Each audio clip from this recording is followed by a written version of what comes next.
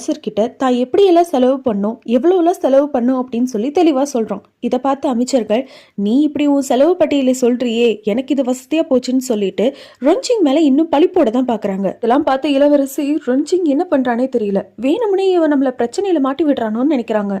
மேலும் மேலும் ரொன்சிங் மேல பழி விழுந்துகிட்டே இருக்க திடீர்னு ரொன்சிங் சொல்றான், நான் இந்த செலவுகள் செஞ்சது உண்மைதான், ஆனா இது எல்லாம் இளவரசிக்காக அப்படின்னு சொல்றான். வழக்கம் போல நம்ம ரொன்சிங்கோட பிளான் யாருக்குமே புரியல. இளவரசிக்காகவா அப்படின்னு சொல்லி எல்லாம் ஷாக் ஆகுறாங்க. இதெல்லாம் பார்த்த இளவரசி, இவன் என்ன பேசிக்கிட்டு இருக்கான், எப்படி அந்த காசெல்லாம் எனக்கு சொந்தமாகும், இவன் நமக்கு உண்மையிலேயே உதவிதான் செய்யறானா இப்படி இளவரசி நினைச்சிட்டு இருக்க ரொன்சிங் பக்கத்துல வந்து, கல்யாணம் பண்ண புதுசுல என் இளவரசருக்கு நான் ஏதாவது செய்யணும்னு நினைச்சேன், நீயும் என் கணவரும் ரொம்பவே நெருங்கின சொந்தம், அதனாலதான் உனக்கு ஏத்த ஒரு பெரிய வரதட்சணையா நான் ஏற்பாடு செஞ்சேன். இதை கேட்டு இளவரசிக்கே ஷாக் ஆகுது. இதை கேட்டுட்டு ரொன்சிங்க திட்டிக்கிட்டு இருந்தவங்க எல்லாம் ரொன்சிங்க்கு பெரிய தாராள மனுஷன்னு பேச ஆரம்பிக்கிறாங்க.